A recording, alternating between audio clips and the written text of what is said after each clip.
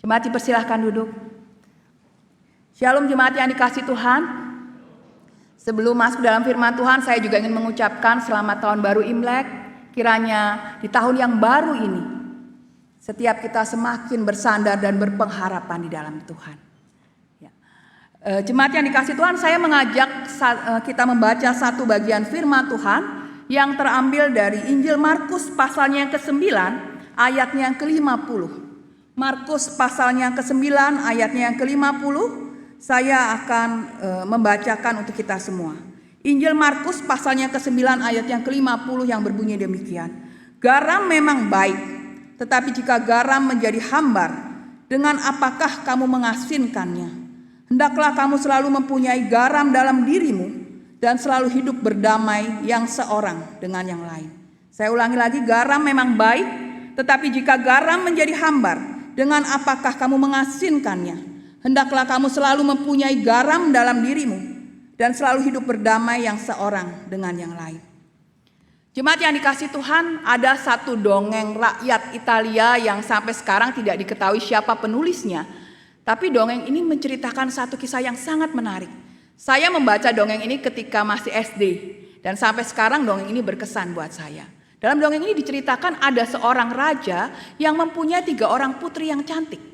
Dan putri yang paling dikasihinya dan dia merasa juga paling mengasihi dia adalah putri bungsunya.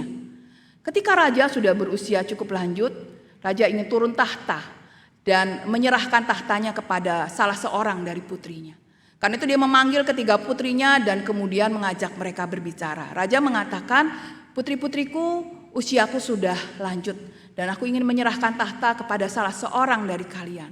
Salah seorang yang paling mengasihi saya.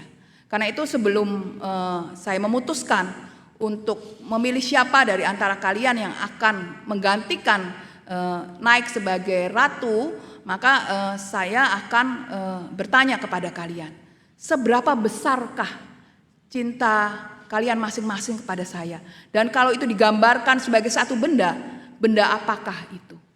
Ya, putri sulung kemudian menjawab, "Ayahanda, aku mengasihi ayah dengan sepenuh hatiku dan menggambarkan cintaku kepadamu itu seperti permata.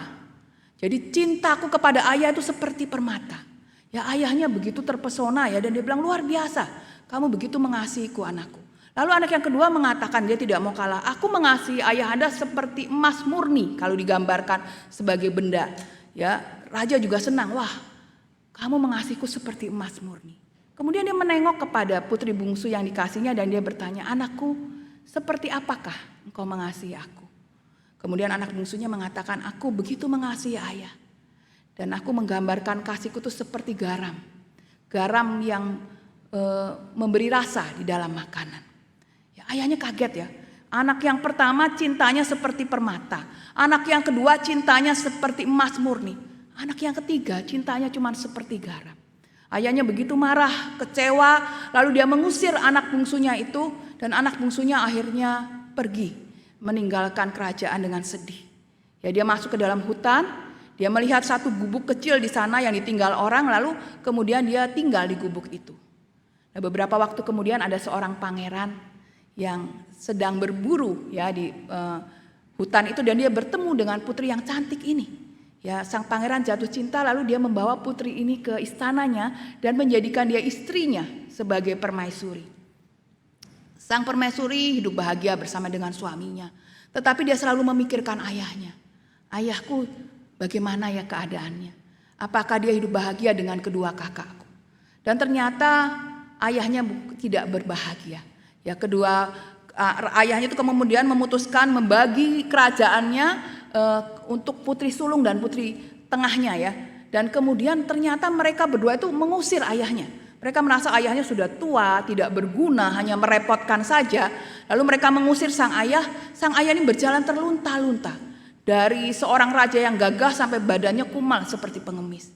Nah, pada suatu hari dia sampai di kerajaan suami dari anak bungsunya itu. Dia begitu kelaparan dan akhirnya dia memberanikan diri masuk ke dapur istana lewat jalan samping. Dia bertemu dengan salah satu pegawai di sana dan dia bilang, "Bolehkah aku meminta makanan ya untuk mengisi perutku? Dulu itu aku raja, tapi sekarang aku diusir oleh anak-anakku dan aku hidup terlunta-lunta ya, sudah lama aku kekurangan makanan. Nah, ketika dia menyampaikan itu, rupanya anak bungsunya sedang ada di sana.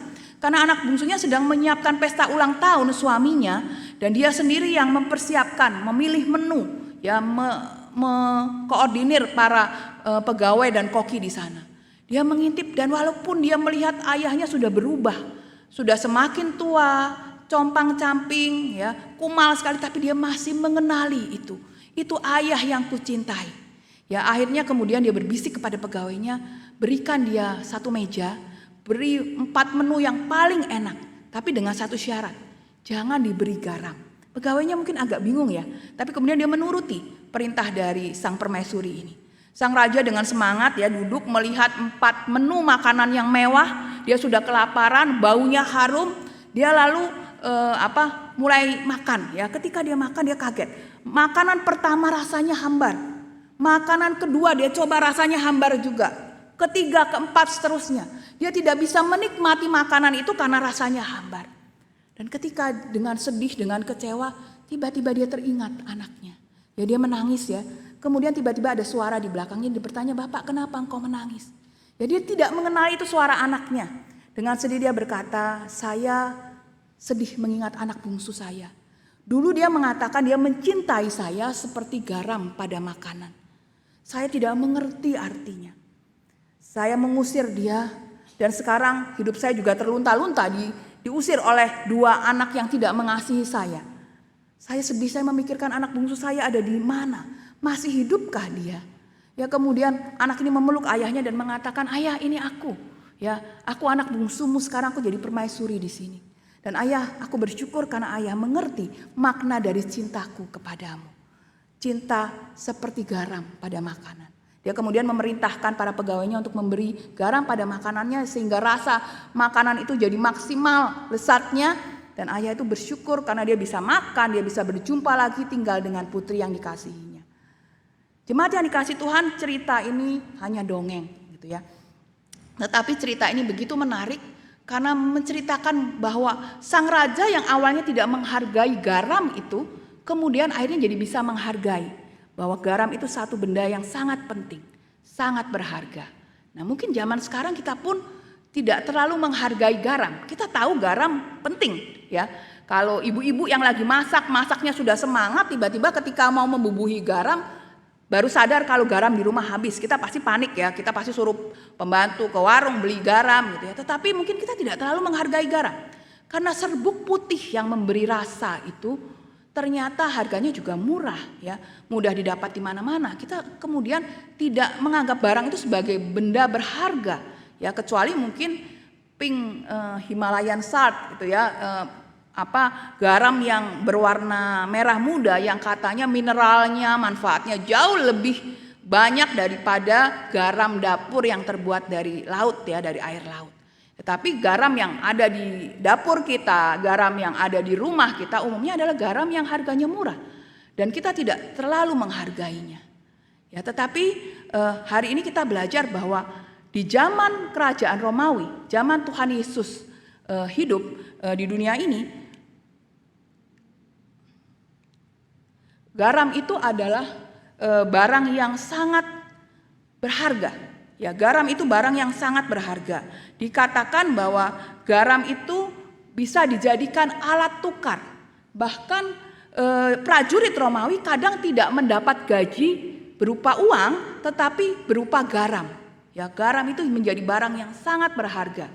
Ya, bahkan kata gaji dalam bahasa Inggris kan salary itu berasal dari bahasa Latin salarium yang memiliki akar kata garam. Jadi pada masa kerajaan Romawi garam itu sangat berharga. Ya, karena itu tidak heran ketika Tuhan Yesus mengatakan melalui firman Tuhan di dalam Injil Matius, di sini dikatakan dalam Matius 5 ayat 13 sampai 14, Tuhan Yesus mengatakan, "Kamu adalah garam dunia.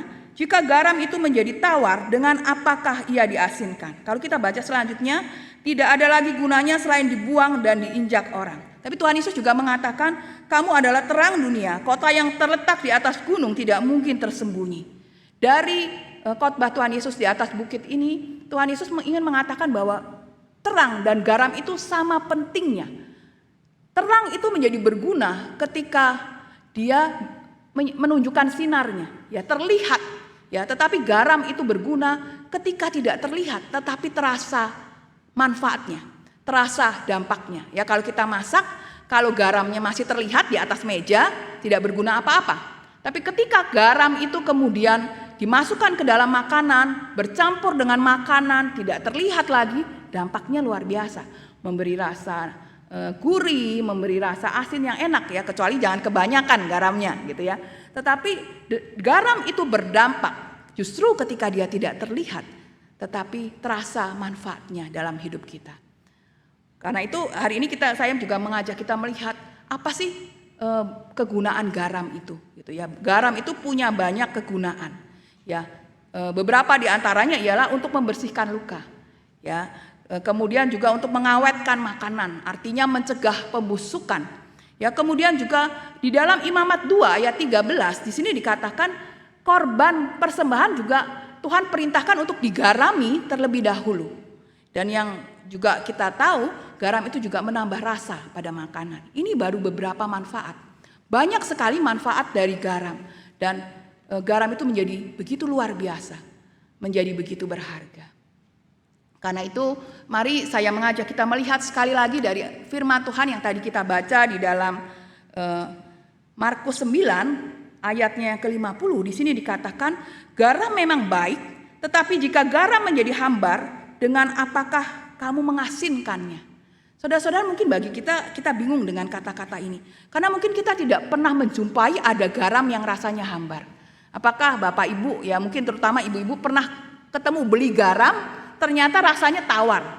Apakah pernah menjumpai? Tidak ya. Semua garam yang kita beli mau harganya murah, mau harganya mahal, rasanya asin gitu ya. Tidak hambar, tidak tawar. Tetapi Tuhan Yesus mengatakan demikian, garam memang baik, tetapi jika garam menjadi hambar, dengan apakah kamu mengasinkannya? Bahkan kalau kita lihat di dalam tadi ya Matius 5 ayat 13, kamu adalah garam dunia. Jika garam itu menjadi tawar, dengan apakah ia diasinkan? Tidak ada lagi gunanya selain dibuang dan diinjak orang. Saudara-saudara, itu menunjukkan bahwa Tuhan Yesus mau mengatakan ada garam yang bisa rasanya hambar. Apa maksudnya? Ya, maksudnya akan terlihat ketika kita memahami penjelasan ini. Ya, jadi Bapak Ibu sekalian, kalau sekarang kita lihat garam itu kan dalam bentuk serbuk warna putih, diambil dari air laut yang dikeringkan seperti itu ya. Tetapi pada masa dulu garam itu diambil dari bebatuan. Jadi air laut itu yang menempel pada batu-batu, meresap di dalamnya. Kemudian orang mengambil batu bebatuan tersebut ya. Kalau kita lihat gambarnya, itu batu-batu yang sudah di dalamnya ya, di atasnya juga dipenuhi oleh garam, sehingga batu itu terasa asin ya. Nah, cara orang-orang biasanya mengambil batu-batuan ini untuk memasak ya. Mereka biasanya caranya adalah mengikat bebatuan itu dengan tali. Kemudian ketika masak, mereka akan mencelupkan batu itu sehingga garam di dalam batu itu larut. Setelah selesai mereka simpan lagi gitu ya, gantung lagi, ketika itu mau dicelup lagi ketika masak, dan lama-lama garam itu akan terasa hambar gitu ya. Batu itu akan terasa hambar karena garamnya larut, lama-lama habis. Nah, itu yang disebut garam yang menjadi tawar. Ya, batu itu tidak ada gunanya lagi ketika garamnya sudah hilang semua dari batu itu ya, karena dicelupkan ke dalam masakan yang dimasak, dan akhirnya itu hanya menjadi batu biasa. Ya, tidak ada gunanya selain dibuang dan diinjak orang. Nah, Tuhan Yesus mengingatkan kepada kita semua, jangan sampai menjadi garam yang hambar ya. Tidak ada gunanya. Bagaimana membuat garam itu tidak hambar? Saudara-saudara, artinya Tuhan mau mengingatkan kepada kita dan juga kepada murid-muridnya pada waktu itu, jangan sampai kita sama dengan dunia ini ya. Kalau kita membaca bagian-bagian atas dari firman Tuhan ini, kita melihat bagaimana Tuhan Yesus mau mengingatkan para murid, karena mereka berlomba-lomba mau menjadi yang paling utama. Mereka orang-orang tidak menghargai anak-anak ya. Mereka sama seperti orang-orang dunia. Sementara Tuhan Yesus mau bahwa para muridnya itu harus seperti garam ya, berdampak ya, tidak sama dengan dunia ini. Tuhan Yesus tidak mau murid-muridnya seperti orang Farisi, orang Saduki yang tampaknya kelihatannya hebat tapi mereka tidak berdampak apa-apa pada dunia. Ya, Tuhan Yesus mau para murid dan kita semua saat ini, orang-orang yang sudah Tuhan tebus, boleh menjadi garam dunia. Tidak terlihat tapi memiliki dampak yang luar biasa. Membuat orang yang mengenal kita bisa mengenal kasih Tuhan. Orang yang mengenal kita bisa merasakan Tuhan ada di dalam kehidupan kita. Ya, saya kenal seseorang yang mengatakan, saya sudah lama jadi orang Kristen. Saya hampir tidak pernah boros ke gereja. Tetapi saya tidak mau jadi orang Kristen yang dia katakan holy. Dalam arti saya nggak mau jadi orang Kristen yang fanatik. Saya tidak mau jadi ketika di tengah orang saya jadi kelihatan aneh karena terlalu kudus. Jadi kalau ada orang ngegosip-gosip dikit, saya ikut. Jadi biar nggak kelihatan aneh, dia katakan. Kalau ada saya terpaksa harus bohong, ya bohong-bohong kecil-kecilan. Biar nggak kelihatan kayak orang aneh, ya terlalu kudus, dia katakan. Saya mempercayai Tuhan Yesus sebagai juru selamat saya, tapi saya tidak mau menjadi kelihatan berbeda dengan dunia ini, karena nanti saya dianggap aneh dan orang menganggap saya ini berbeda dan memusuhi saya. Dia katakan saya mau sama aja kayak orang dunia. Saudara-saudara, bukan seperti itu yang Tuhan kehendaki. Yang Tuhan mau ialah hidup kita harus berbeda dengan dunia ini, karena Tuhan telah menjadikan kita garam dunia. Garam yang tidak terlihat tapi dampaknya dirasakan. Dan Tuhan mau jangan sampai kita menjadi garam yang tawar, yang sama saja dengan dunia ini dan tidak ada gunanya. Saudara-saudara, ketika kita ada di satu lingkungan, dampak kita harus dirasakan. Bahwa ketika kita ada di satu lingkungan tertentu, di keadaan tertentu, kita harus menunjukkan bahwa kita adalah anak Tuhan. Apa yang kita katakan, apa yang kita lakukan harus sesuai dengan firman Tuhan. Harus berbeda dengan apa yang dunia ajarkan. Ya, termasuk ketika dunia mengatakan ketika ada musuh kita harus membalas. Tuhan Yesus mengatakan kasihilah musuhmu, berdoalah bagi mereka yang menganiaya kamu. Kita mendengar banyak kesaksian anak-anak Tuhan yang luar biasa. Ada orang tua yang anaknya ditembak ya oleh seseorang, dan ketika orang dunia ketika mengalami itu akan menuntut orang itu dihukum sekeras-kerasnya. Tapi suami istri yang anak Tuhan ini bisa mendatangi, mengampuni orang tersebut dan bahkan mengangkat orang itu sebagai anaknya. Dia memberi dampak dalam kehidupan anak muda ini sehingga anak muda ini bertobat dan bisa merasakan kasih Tuhan dari kedua orang ini. Satu tindakan yang tidak sama dengan tindakan orang-orang dunia. Tapi itulah garam yang Tuhan maksudkan. Garam dunia yang berdampak bagi orang-orang di sekitar kita. Dan itu yang Tuhan kehendaki. Masih banyak contoh lainnya. Tetapi Tuhan Yesus mau mengatakan apapun diri kita, siapapun kita, kalau kita anak Tuhan, kita harus menjadi garam dunia. Kalau kita seorang ibu rumah tangga, jadilah ibu rumah tangga yang berdampak positif, berdampak menyatakan kasih Kristus kepada suami dan anak-anak kita. Kalau kita seorang ayah, seorang kepala keluarga, jadilah kepala keluarga yang berdampak menggarami anak dan istri kita. Kalau kita seorang pemilik toko, jadilah pemilik toko yang berdampak bagi para pegawai kita, menyatakan kasih Kristus kepada mereka. Kalau kita seorang pimpinan di perusahaan, kita harus menjadi pimpinan yang berdampak, menjadi berkat bagi para bawahan kita, para staf kita. Dimanapun kita berada, kita harus menjadi dampak, menjadi berkat. Tidak sama saja dengan dunia ini. Itu artinya kalau kita sama saja, kita seperti garam yang hambar, dibuang dan diinjak orang. Jemaat yang dikasih Tuhan, selanjutnya kita juga melihat Tuhan mengatakan, hendaklah kamu selalu mempunyai garam dalam dirimu dan selalu hidup berdamai yang seorang dengan yang lain.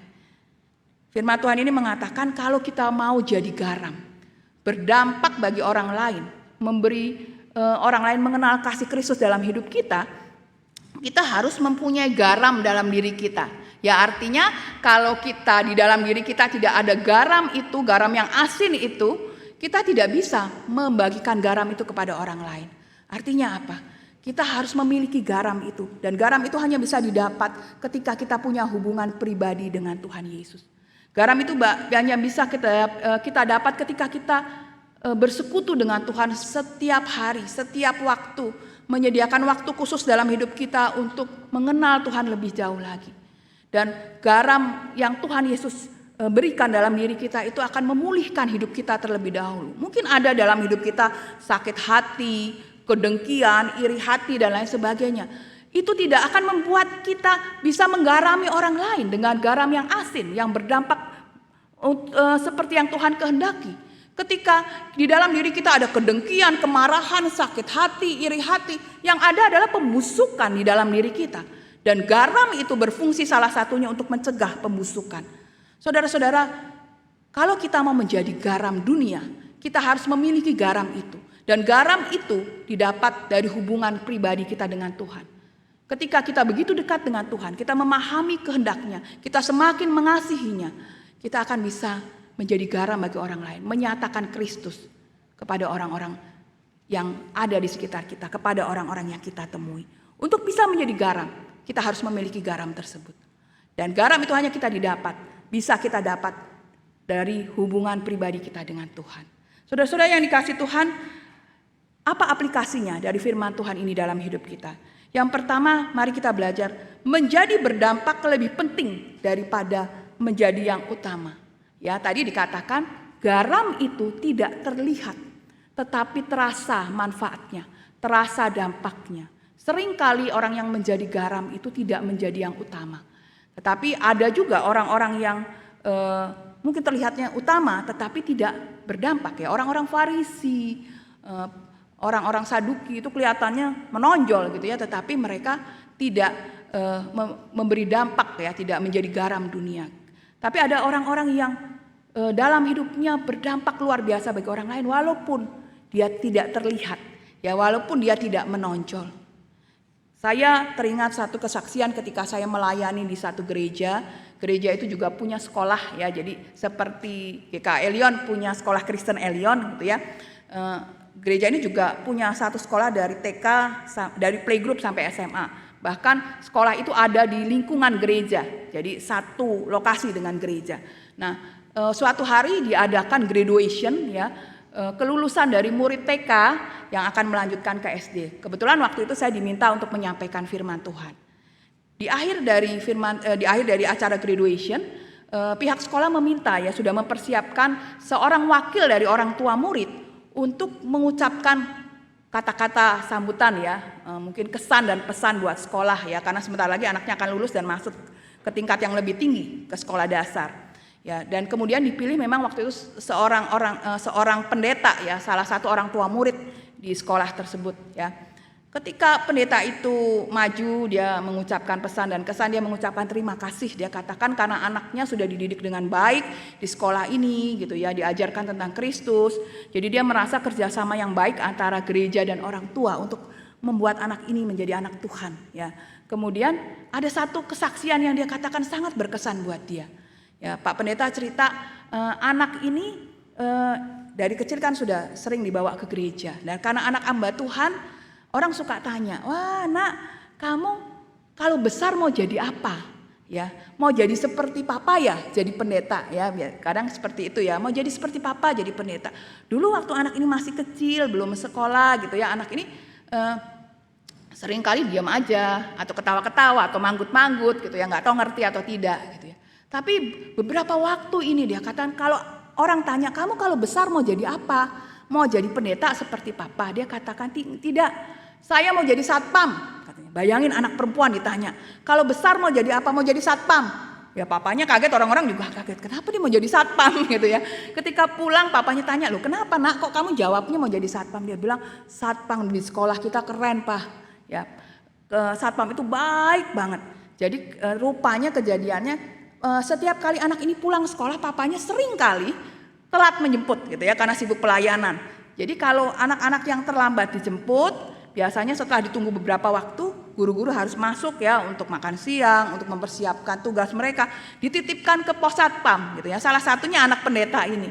Dan kalau dititipkan di pos satpam, anak ini paling senang karena ada satu satpam yang setiap hari duduk di sebelahnya kalau dia terlambat. Satpam ini mengajarkan dia lagu-lagu rohani, lagu-lagu sekolah minggu.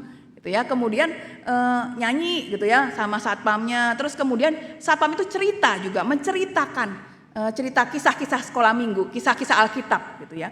Dan dia bilang, wah Pak satpamnya keren Pak, ceritanya keren, lucu, semangat. Kadang kalau dengerin papa ngomong suka ngantuk gitu ya. Mungkin karena anak kecil papanya suka khotbah di mimbar gitu ya. Papanya mungkin lebih cocok bicara ke orang dewasa. Kalau Pak satpam ini keren. Aku kalau gede pengen jadi satpam saja gitu ya.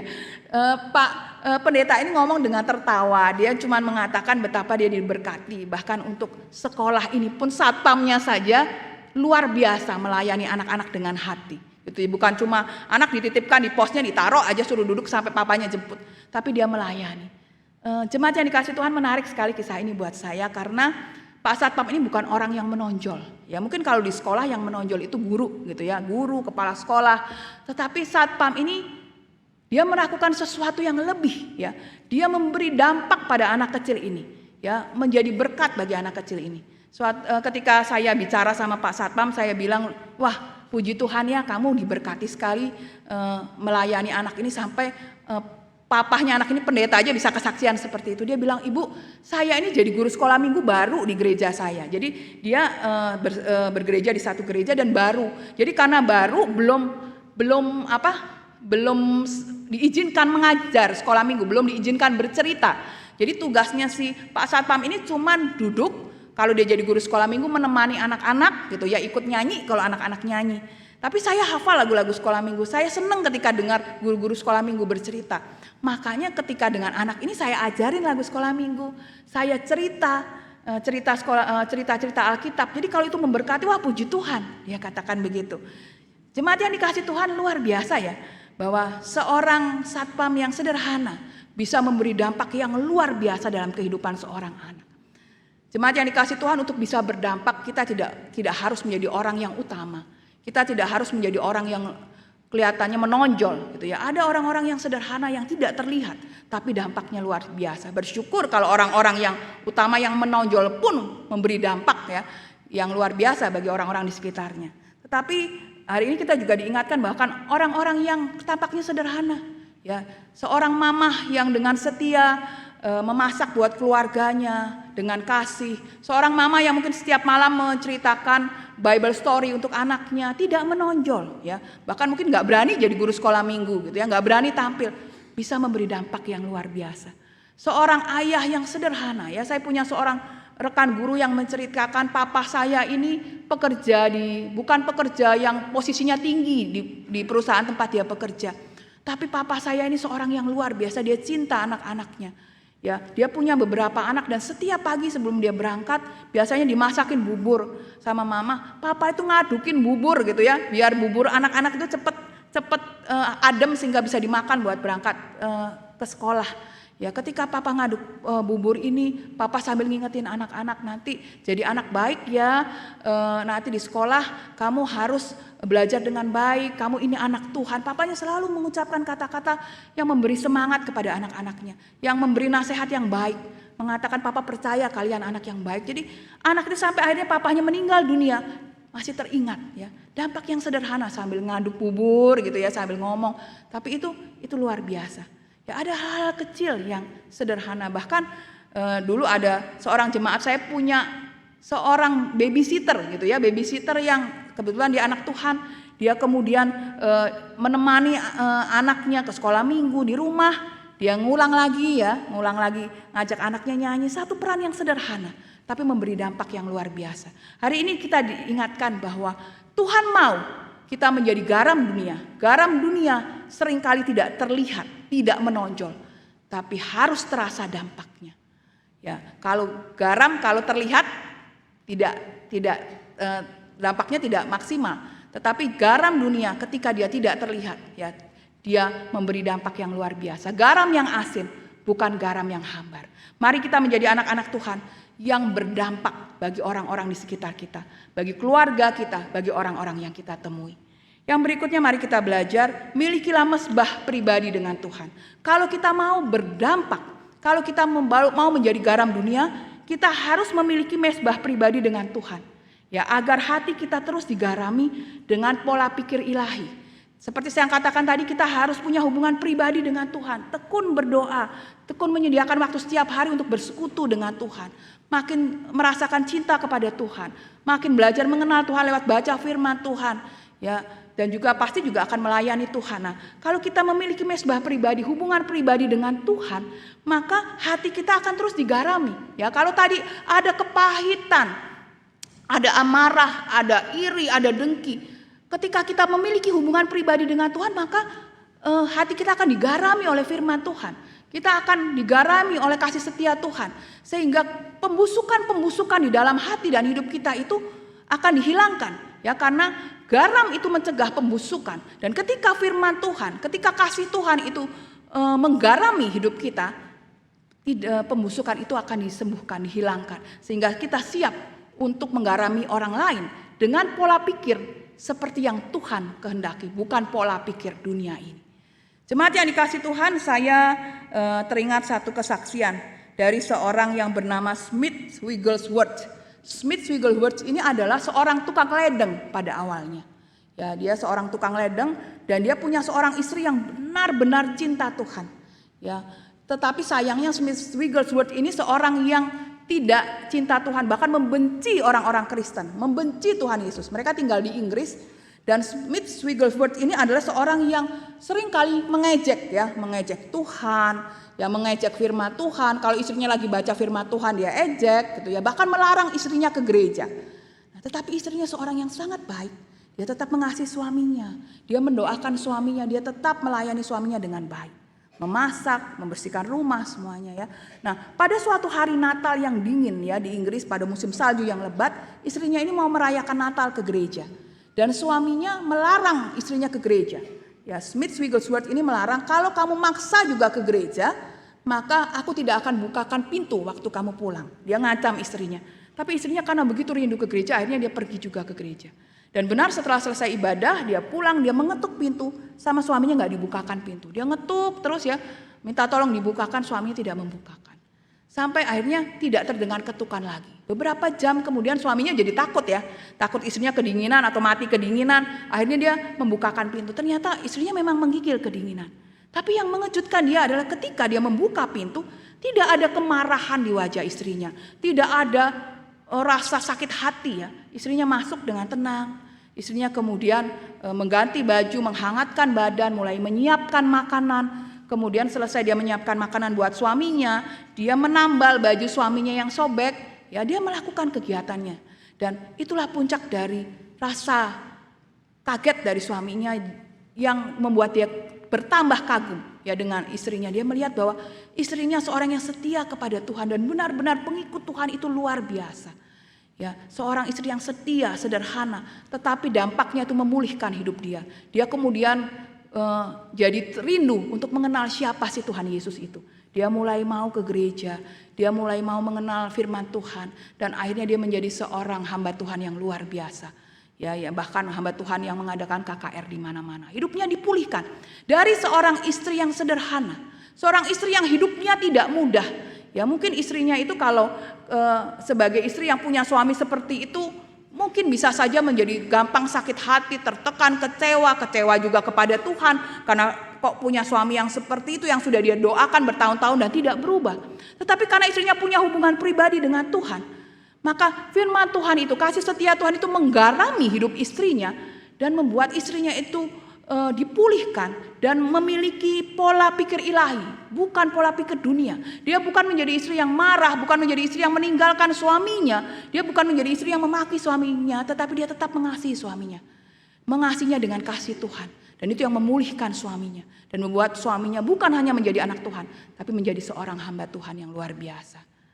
Jemaat yang dikasih Tuhan, hari ini kita diingatkan bahwa Tuhan menghendaki kita menjadi garam dunia, garam yang asin, garam yang berdampak bagi orang lain. Walaupun tidak terlihat, tapi dampaknya harus dirasakan. Dan untuk bisa menjadi garam seperti itu, hidup kita harus dipulihkan dulu di dalam Tuhan. Untuk bisa terus menjadi garam yang asin, kita harus terus punya hubungan pribadi dengan Tuhan, membangun mesbah dengan Tuhan, makin dekat dengan Tuhan setiap hari. Sehingga kita terus digarami oleh Tuhan dan makin menjadi berkat bagi orang lain. Ya di momen Imlek ini, ya mari kita mengucap syukur karena kita sering kali berjumpa ya, berkumpul dengan keluarga besar kita, kumpul bersama, bahkan dengan keluarga yang mungkin tinggalnya di luar kota, mereka datang buat berkumpul. Ini kesempatan kita menjadi garam bagi keluarga kita. Mungkin ada keluarga kita yang belum mengenal Tuhan Yesus sebagai juru selamat. Dan ini kesempatan walaupun kita tidak menonjol, tapi kita bisa menjadi dampak bagi mereka. Ya, kemarin sudah makan malam bersama dengan keluarga, mungkin setelah pulang dari gereja kita akan meneruskan kunjungan. Dimanapun kita mengunjungi keluarga atau kita terima tamu, biarlah kita boleh menjadi garam yang menggarami orang lain dengan kasih Kristus. Saya ingat ada seorang rekan yang cerita bahwa setiap kali Imlek mereka kumpul di rumah amanya, ama akongnya, dan dia bilang saya senang sekali karena ada satu keluarga yang tinggalnya di luar kota, tapi kalau setiap kali Imlek datang, seorang ibu yang sederhana, cuman ibu rumah tangga, tapi saya selalu rindu pengen ketemu dia gitu ya. Bahkan kalau ada kesempatan saya juga berkunjung ke rumah dia.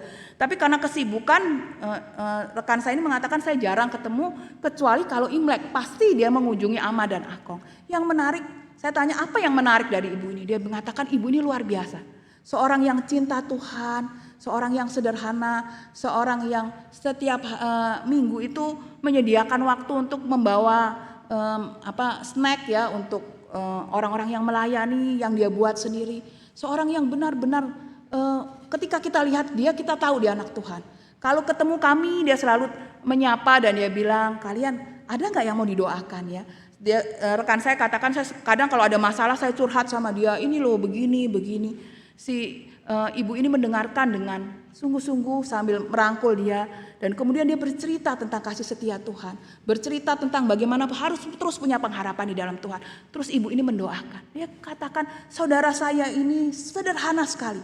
Dia juga bukan orang yang kaya, ya dia orang yang sederhana, tapi dia benar-benar cinta Tuhan. Dan dia bilang setiap kali kami ketemu dia, baik keluarga yang sudah kenal Tuhan maupun tidak, semua pendapatnya sama. Ibu ini sangat memberkati. Jemaat yang dikasih Tuhan, di momen Imlek ini dan di sepanjang kehidupan kita, marilah kita belajar menjadi garam dunia. Garam yang walaupun tidak terlihat, tetapi memberi dampak yang membuat orang bisa merasakan kasih Tuhan, merasakan kebaikan Tuhan di dalam kehidupan kita. Mari kita bersyukur karena Tuhan mengutus kita menjadi garam dunia. Amin. Mari kita bersatu di dalam doa. Bapa, kami mengucap syukur untuk kasih setia Tuhan yang menjadi